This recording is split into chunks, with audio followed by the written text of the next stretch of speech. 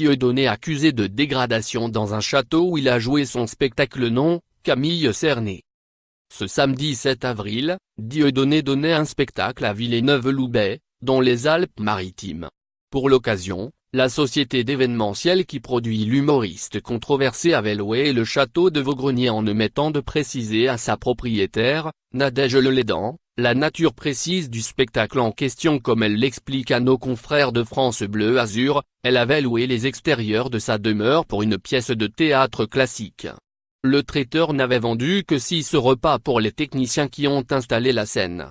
Il s'est aperçu que beaucoup plus de monde que prévu est arrivé.